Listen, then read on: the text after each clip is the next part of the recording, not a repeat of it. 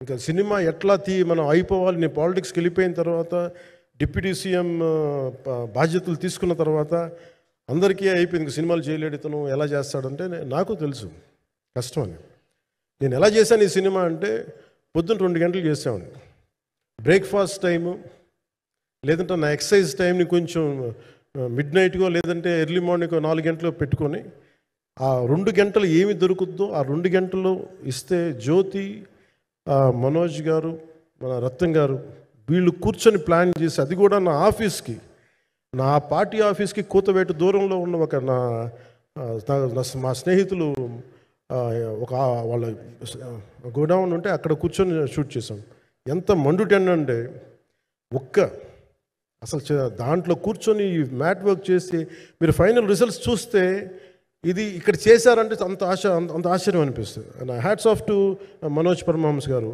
And ఈ scenes అన్నిటికీ pre visualisation, ప్రతి సీన్ చేయబోయే ముందు అసలు నాకు ఏమనిపించిందంటే, సినిమా చేయగలమా లేదన్న పరిస్థితుల్లో జ్యోతికృష్ణ గారు ముందుకు వచ్చి నాతో మాటలు నేను చెప్పలేదని, ఇది ఇలా చేస్తాం అలా చేస్తాం ఏం చెప్పలా, ఏమి చేయబోతున్నాడో ఎవ్రీథింగ్ వాజ్ ప్రీ విజువలైజ్డ్.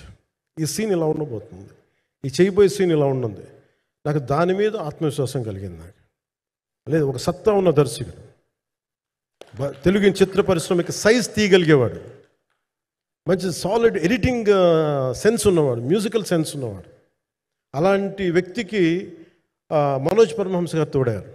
వీళ్ళిద్దరు కాంబినేషన్లో రత్నం గారి అనుభవంతో ఈ రోజున ఒక మంచి ప్రోడక్ట్ అయితే తీసుకొచ్చాం. ఇది ఎలా ఉంటుంది, ఎలా ఉండబోతుంది, ఎంత హిట్ అవుతుంది అనేది ఇది సంపూర్ణంగా ప్రజల చేతిలోనే ఉంటుంది. అది ఏ స్థాయిలో ఇది ఉంటుంది అనేది అది ప్రజలు చెప్పాల్సింది తప్ప అది నేను చెప్పుకునేది కాదు.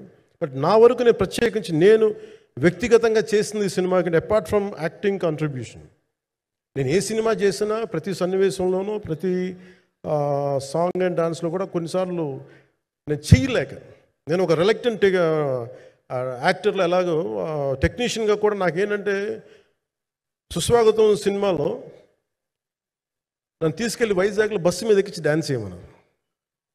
చచ్చిపోయాను డ్యాన్స్ చేయలేక.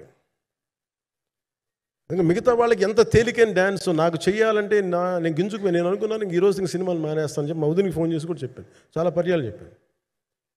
అలాంటి అందుకని నాకేంటంటే సాంగ్ అండ్ డ్యాన్స్ కూడా నేను ఎలా చేయగలను దానికి అనుకోగా నేను ఎత్తుక్కుంటాను.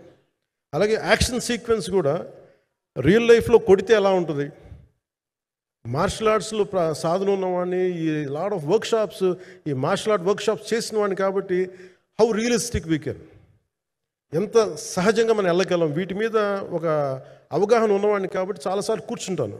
కానీ ప్రత్యేకించి ఈ 20 మినిట్స్ లాస్ట్ సీక్వెన్స్ ఇది 2 పార్ట్స్గా ఎలా అయింది అంటే, ఒరిజినల్ థాట్ కృషి గారి దగ్గర నుంచి వచ్చినప్పుడు ఇట్ వాస్ క్వైట్ లాంగ్. ఈ సినిమా ఒక పార్ట్లో అవుద్దని అనేవాడు మొదటి నుంచి. బట్ లేటర్ వాళ్ళు డిసైడ్ చేసుకొని ఒక టైంలో ఇది అవ్వదు, we want make it as 2 parts అనుకున్నప్పుడు ఎక్కడికి వచ్చి ఆగిందంటే ఈ క్లైమాక్స్ దగ్గరికి వచ్చి ఆగింది ఫస్ట్ పార్ట్. సో చెప్తున్నప్పుడు నాకేమనిపించిందంటే, how else we can take it, how else we can scale it up. So దానికి నేను కూర్చొని నాకున్న ఈ మార్షల్ ఆర్ట్స్ కానీ బేసిక్ యాక్షన్ కొరియోగ్రఫీ నా ప్యాషన్ కాబట్టి ఈ పర్టికులర్ డ్రామా